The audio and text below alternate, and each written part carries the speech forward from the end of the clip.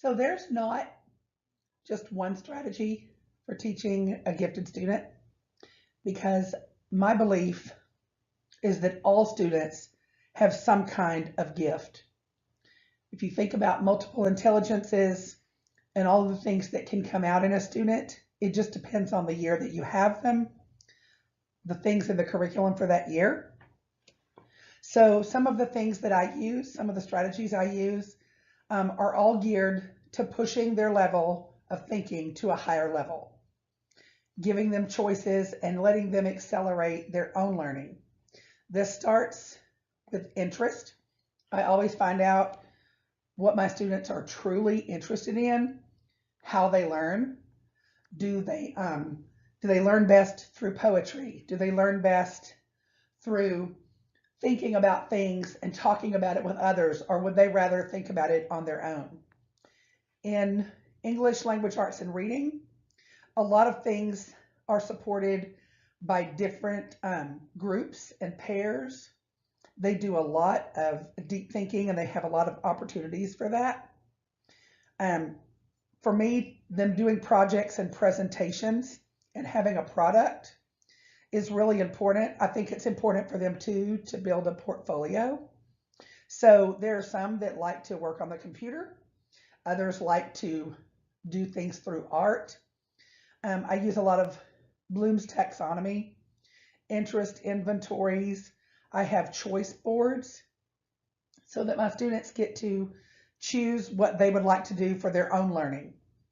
I give them lots of opportunities to meet with someone, to deepen their thinking, or to challenge their learning. One of the ways I do that, that's my favorite, is called Socratic chairs. When I pose a question that's important for society or important for them, and they have to choose a side, they have to defend it, and they have to talk about it quite a bit. One of my students wants to be a lawyer, and everyone else in the class knows this. And when I say everyone else in the class, there's only 8 students, because in Pasadena middle school, the 5th graders are still considered GT, but they're also still at the elementary level, so they have to be together, and they don't put them with other students. So last year I had 14. This year I have 8. I really like for my kids to look at something in a new way. So they do a lot of research, the creative enhancement area, so that they can create something but using it in a mode that fits what they like to do. Sometimes they like to teach others. Sometimes they like to help the school. And all of this is best done through groups and tiered levels of learning, so that something may be something that they choose because of their interest, or I may tier it according to a difficulty level or a multiple intelligence level. One of the ones that I like to use the best is stations with differentiated learning, so that they can choose something that best fits them and they can push their own thinking. The challenge there, which I think goes into the next question, so I'll wait to answer that one then.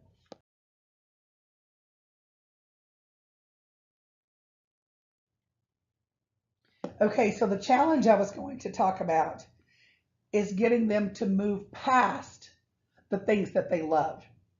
Gifted students tend to get very stuck on what they like. They really don't want to very often move into some other area. For instance, I have a student who is absolutely okay with writing everything in poetry. That's her thing. She brings me secret poems. When I ask her to do a research project, her first question is, can I write it in poetic style? Which is great because that is her style and her interest, but I don't want her to get stagnant. I want her to be able to move past that. So I try to do some expert groups so they hear things from other people when they're doing presentations. They can see how other students present their material and something may pique their interest. I try to give them insight into Bloom's taxonomy. I do a lot of interest inventory. and I try to show them their interest in what they've told me and show them how that may play out in different projects. Another obstacle is matching interest with growth, because you want them to do what they're interested in, but sometimes to grow a GT student into the next level, you have to push them, and they don't always like being pushed. They tend to want what they want, and they don't want it to develop other areas unless it's something interesting to them. They also become bored easily, so I do a lot of compacting where I see what their level is through assessment, and sometimes I can compact them out of something for an entire year. If they're already really high in grammar, there's no reason for me to try to get them to do something grammatically, because they don't want to be told that they're wrong. Of course, sometimes when we're in the gifted classroom, I'm the one who knows the least. They know way more than me, and that's okay with me, because then we can do questioning and find that out.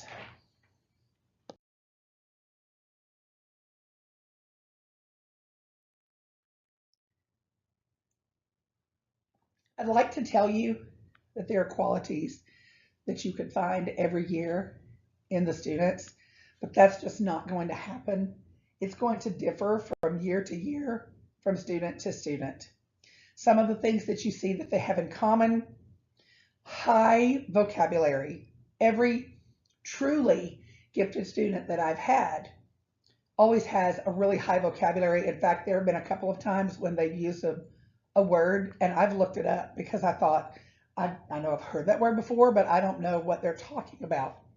They get very intense interest in one area.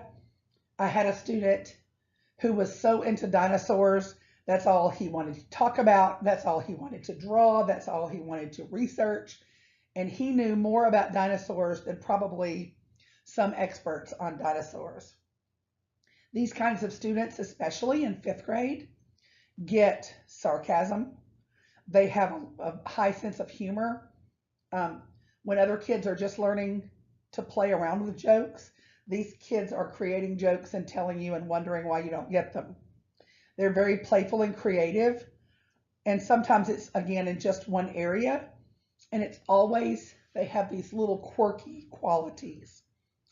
They're not, they tend to have things that they want to do. Some students are really excited about teaching others, and I give them those opportunities, but you can't depend on that because that's not really their job.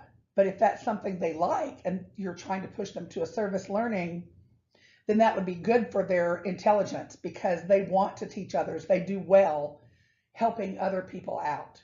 But you don't want to overuse their qualities.